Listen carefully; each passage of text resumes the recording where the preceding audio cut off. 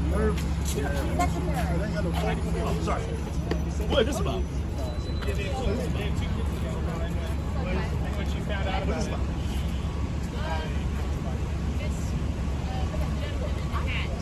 Hey, good morning. Benny Adams or It's over there, wrong side. Okay, y'all. Over here. Benny Adams on that or what? I'm Jonathan with NBC. Good. Nice to meet you. Harry James. What's up, everybody?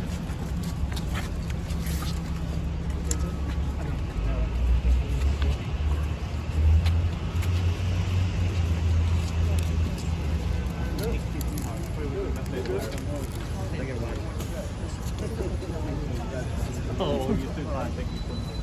Sure, more corners, huh? Put the camera up. It's on its way, okay. How far is the way?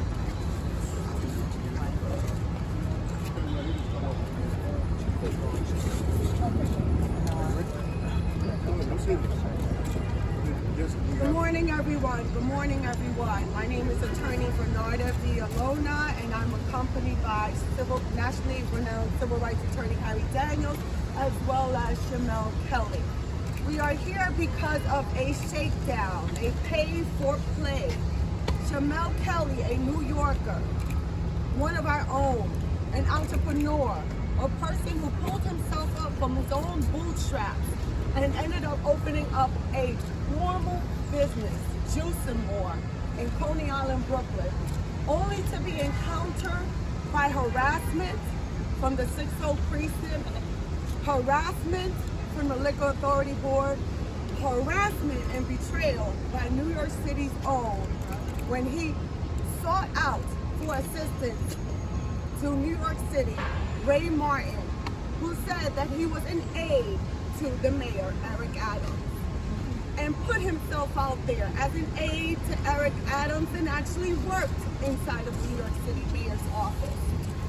Ray Martin actually walked Mr. Kelly into the lion's den when he put him in contact with James Caban, the twin brother of former New York Police Commissioner Edward Caban. But that was what changed Mr. Kelly's life. Mr. Kelly, when he was in contact with Mr. Caban told him, I can help you with your problems. I can alleviate your issues with NYPD, but you'll have to pay me. You'll have to pay me $2,500 to start. And it was supposed to be ongoing. But thank God Mr. Kelly knew better. Knew that this did not sound right. Knew that my tax-paying dollars and representation, this is not what was supposed to happen. This guy, Ray Martin, took advantage of Mr. Kelly. James Caban took advantage of Mr. Kelly when he was just trying to conduct normal business and a legal business here in Brooklyn, New York. A shakedown at its core, and we don't know how far or how wide this goes. Thank God for the bravery of Mr. Kelly for stepping forward and telling his story, and he's cooperating in this federal investigation to find out how wide, how long, how many people are involved in this shakedown, in this pay-for-play, in this selective enforcement of nightlife. He encountered so much harassment, illegal searches, and it only ramped up more when Mr. Kelly refused to pay the $2,500. It got so bad to the point that Mr. Kelly was forced to close down that very business that he worked so hard to open, leaving him with no business, leaving him with no answer. I'm sure that Mr. Kelly is not the only person that is out there. We are asking anyone that has witnessed this type of harassment, any type of this harassment and type of extortion, at the hands of Ray Martin and James Caban and whoever else involved in law enforcement to please contact us. Let's put an end to this. Mr. Kelly worked hard to open up a business, and we know how hard it is to open up a business here in New York City to try to support our families. We can't let this continue. Stop this pay for play. Stop this shakedown. Let us operate our businesses as of New York City. Again, we're in the Big Apple, right? Where dreams are made of. But instead, it was a nightmare for Mr. Kelly. All right, good morning. My name is Harry Daniels, civil rights attorney. Obviously, we're here to support Mr. Kelly. As we develop these claims, we have all the intention of bringing a lawsuit. To my understanding, there have been several incidents where Mr. Kelly was subjected to illegal search and seizures by the 6th Precinct of the New York Police Department. Unauthorized inspections. The list goes on and on. You have an aide here at City Hall that's compliant. This is, like Bernardo said, this is a pay-for-play scheme, but not just a pay-for-play. Mr. Kelly was subject to his constitutional violations. Those are the things that we are here to address. Now, make no mistake about it, I would have brought a lawsuit today, but it goes so deep that we have to continue to do our investigation and continue to dig to find out how deep it goes. Every time we get ready to bring a suit, we find out something else. So the lawsuit is going to be extensive. It's going to be very broad sweeping because we want to get all the actors, all the people, the corrupt people involved in this suit. I know that the federal government is also have launched investigations into this matter. I know a lot of the media outlets have reported on this matter. I'm just getting involved in this matter. Mr. Kelly reached out to me, but as I continue to develop the story and talk to other individuals, it goes very deep. I mean, like Bernardo said, it's a very sad day when a person tries to earn a living and their living is stripped away from them. And I believe that certain members of the NYPD are compliant because it doesn't make sense to come to an establishment over and over and they have 50 uniformed officers standing in front of the building for a noise complaint. I'm sure New Yorkers would appreciate their men and women in blue to be fighting real crime, not to fight or harass a business owner. Now, if it's a noise complaint, then you do your job appropriately. What you don't do is come in, search, go through cabinets, harass, take away items. Those are violations. Those violations go very deep. And we're here today, no matter where you're at. I'm from Atlanta, Georgia. Doesn't matter if it's New York, Pennsylvania, Tacoma, Washington. Dr. King said it best. Injustice anywhere is a threat of justice everywhere. Coney Island, it does not matter. And we're here today to stand with Mr. Kelly, and a lawsuit is coming. Make no mistake about it. It's coming.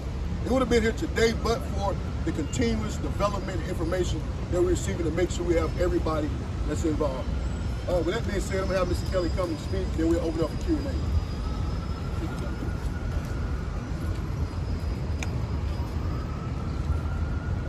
Good morning, everybody. Thank you all for being here. I stand before you not just as a business owner, but as someone who has endured a painful chapter in my life. My bar, Juice and Mall, was once a symbol for the community that was located in New York. Unfortunately, it's gone now.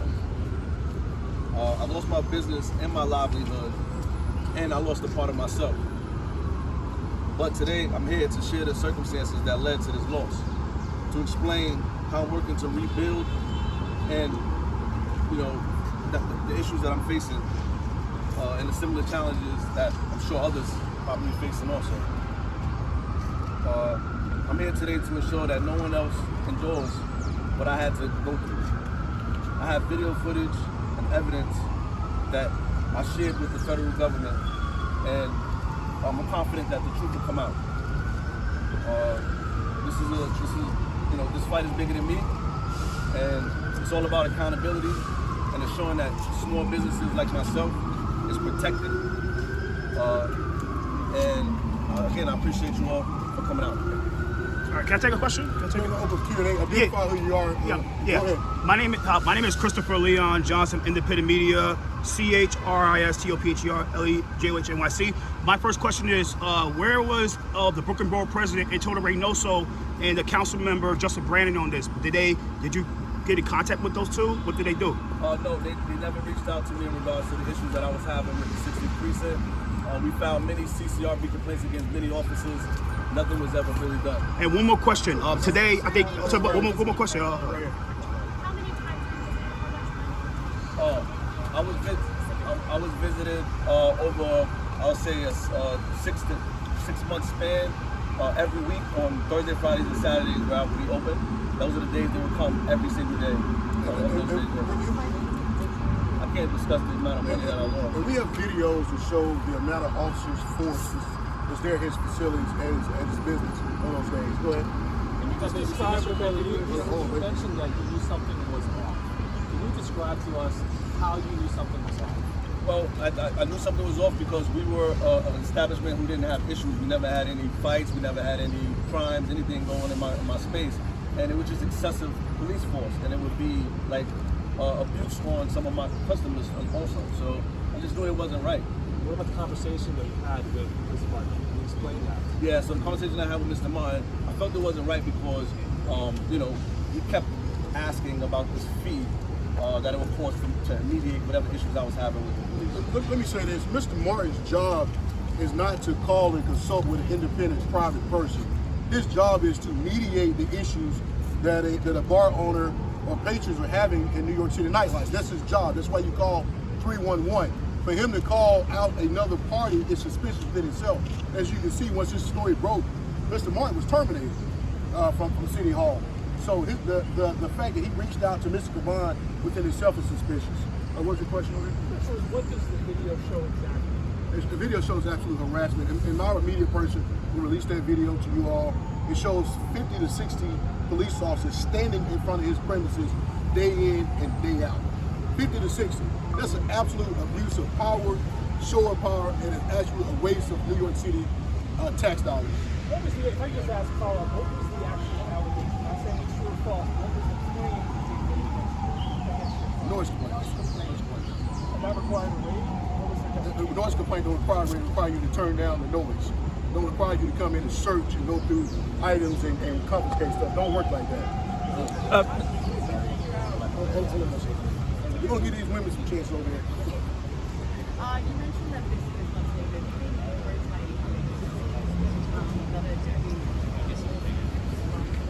Well, we believe it goes deeper than Mr. Kelly. Mr. Kelly is one business owner. It wouldn't make sense to risk your whole career or your freedom on one business owner. So we'd imagine that once the feds and we start digging, you probably will have business bar owners here in Manhattan and other boroughs here that this also been affected. You know, depends on who paid and who played. The federal government is doing investigations. So I can't really speak to that. And Mr. Kelly, I just want to ask if what was already publicly known about this, the conversation with James Caban, the brother. Can you just explain what you already said publicly of the conversation in specific with Mr. Caban, and then how you felt when the ask was made? Just take us through that. Tell us that story. What, you picked up the phone? What was it? Yeah. So we started off via text, and then we finished up over the phone. Some was through text, some was on the phone. Basically, he went into the spiel of saying he would reach out to some people and find out what the issues were. Specifically, he said the CO, I guess the commanding officer for the 60th precinct, and then he contacted me back and said that it was because I started as a juice bar and then I got to a point of selling alcohol in my establishment. That was the reason why they had issues. Please continue.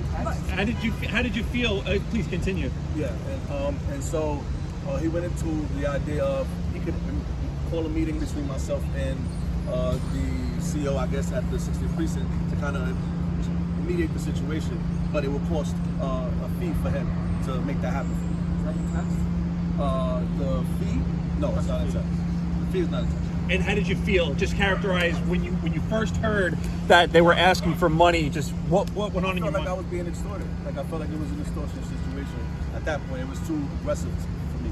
Did you know that he was the police commissioner's brother at that point? When did you realize that? Yeah, I realized that after the situation. I didn't even know he was the brother of the commissioner. I know he worked with him. He gave you his full name, and you say, I'm James Caban, like, I'm the... Yeah, but I didn't know who, at the time, I didn't know who the commissioner of New York City was. How did you feel when you heard that?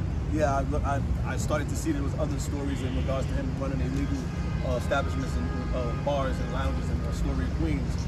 And then I said, oh, okay, this must be some type of play that they're running. You recognize him from a photo, or you heard the name? How did you... It was on, I saw it on paper, and it was on the news where he was running an illegal spot in Astoria, Queens. So you didn't know the brother connection until you saw the video? Yeah. Right over here. Sorry, and how did they let you know that the payments when they first proposed it were going to be ongoing? I'm sorry.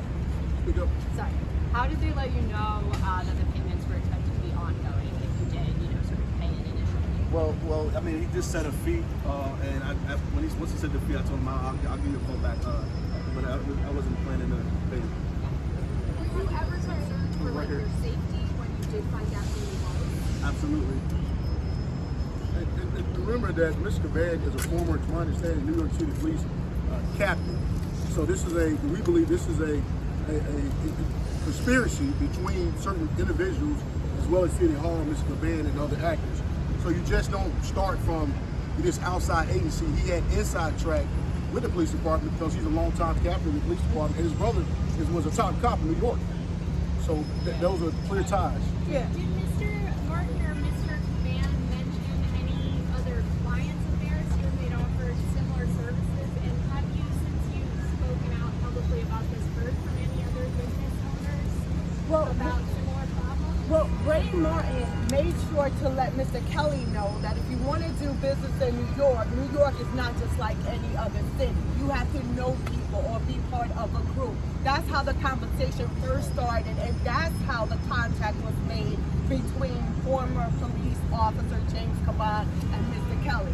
Ray Martin emphasized to do business here in New York, it's not the same like any other city. You need to know people and need to be a part of something. And that's when the formal introduction was made to this former officer, James Caban. But he didn't mention the names of any other businesses or anybody that he provided this quote-unquote service to? No.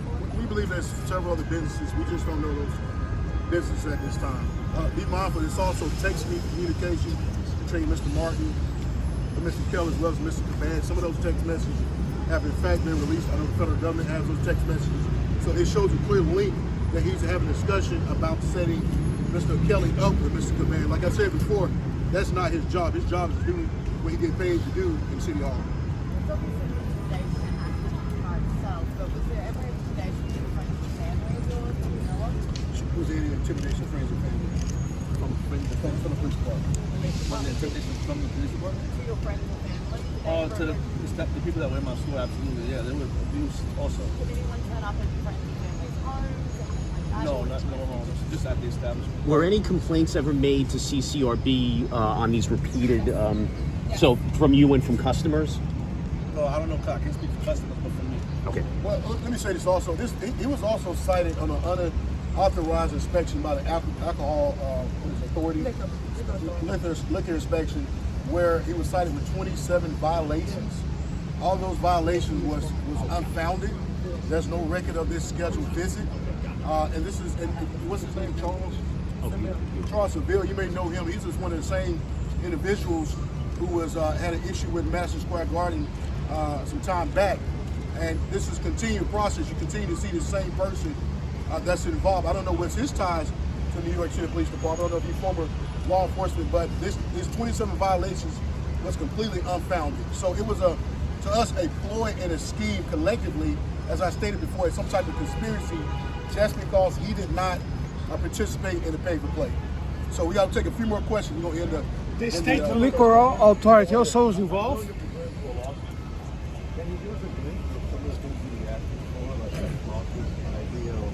Well, obviously, one of the things, like I said before, we're talking about constitutional violations. So those are federal lawsuits, but more likely filed here in the Southern District of New York. But we're talking about interference in business relationship. We're talking about conversion. We're talking about conspiracy. But most important, we're talking about trying to, we're trying to make Mr. Kelly whole. You know, this lawsuit, I mean, the federal government gonna do the criminal aspect of it. We're talking about civil remedies. This man lost his livelihood. You can imagine somebody come and take something that you work hard for, that's stripping from you. So this lawsuit is seeking redress, monetary redress, injunction relief, and not just for Mr. Keller, but anybody who decides to open up a business here in these boroughs, that they can be rest assured that they will not be harassed. And if they are harassed, they have some type of redress.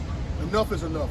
Right here. Mr. Kelly, did you at any time tell Mr. Martin or anybody else when they demanded the payment that you're extorting them? No, I didn't use that word to him. The state liquor authority also got involved. No, I didn't say anything in regards to extortion to him. All right, two more questions right here. The state liquor authority also got involved in the inspections. Sorry, say it again. The state liquor authority, which gives the license, they also got involved with the inspection. So the state also has got involved, inspectors from the state. Because we're exploring all options, so it's not just limited to individuals. We're exploring all options, all entities that were involved. Right here. Did the harassment worsen after you said, no, I'm not going to pay? Yes. And what caused you to close? Could you tell us that specifically? I started to lose a lot of funds due to the excessive harassment. No one wanted to really come to my establishment like that anymore.